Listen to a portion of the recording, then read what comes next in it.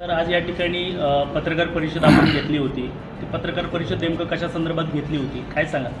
पुणे जिल्हा मध्यवर्ती सहकारी बँकेची खेडच्या शाखेला आमचे 100 वर्ष पूर्ण झाले. त्याच्यामुळं शताब्दी महोत्सवाचा कार्यक्रम आज सहकार मंत्री बाबासाहेब पाटील यांच्या उपस्थितीत या ठिकाणी संपन्न झाला होता.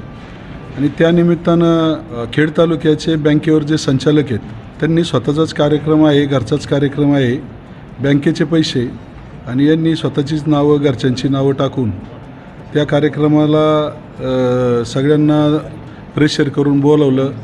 आणि त्यामुळं त्यांचा निषेध करण्यासाठी त्यांनी कोणत्याही संस्थेच्या पदाधिकाऱ्याचं लोकप्रतिनिधीची नावं न टाकता हा कार्यक्रम केला. त्यामुळं निषेध करण्यासाठी आजची पत्रकार परिषद होती.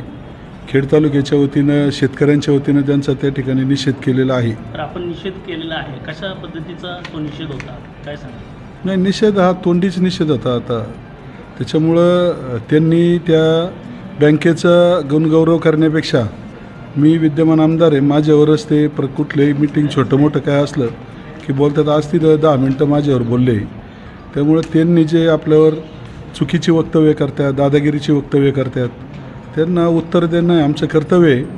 आता काही वेळेस आपण त्यांना सोडून देतो, पण आज त्यांनी जे आरोप म्हणण्यापेक्षा जी टीका केली ती त्या टीकेला उत्तर देण्यासाठी पत्रकार परिषद. माजी आमदार मोहिते पाटील यांनी आजच्या सभेमध्ये असं देखील म्हटलं आहे की जे माझ्या जवळचे होते तेच गद्दार आहे आणि मी गद्दारांना माफी देत नाही. जवळच्या लोकांनी यांना आर्थिक मदती केल्या, यांच्याबरोबर यांनी जमीन खरेदी विक्रीचे व्यवहार केले, MIDCमध्ये त्यांच्याबरोबर खंडणी गोळा करायसाठी ठेवले यांनी लोक. काही त्यांनी यांना फसवलं, काही यांनी त्यांना फसवलं व्यवहारामध्ये. त्याच्यामुळं ती लोक यांनी त्यांना फसवल्यामुळं लांब गेलेत. त्यामुळं यांच्याजवळ आता कोणीच नाही.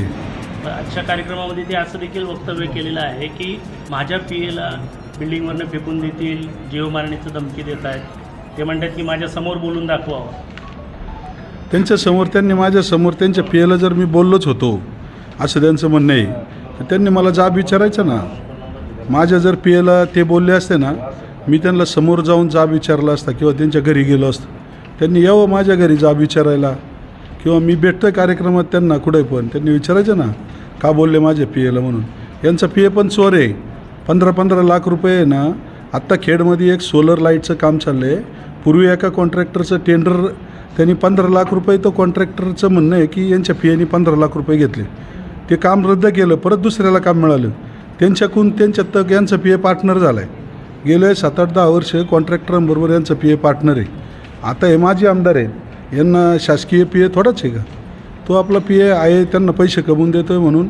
आणि कुणी हाताशी नाही ना दुसरं. त्याच्यामुळं मग आता ते PAला ठेवून पैसे कमवायचे फक्त एवढंच का. त्यामुळे तो PA चोर आहे. त्यामुळे त्याला मी बोललेलं तर नाहीच, पण हे जर असं म्हणत असेल तर मग तसं करावं लागेल.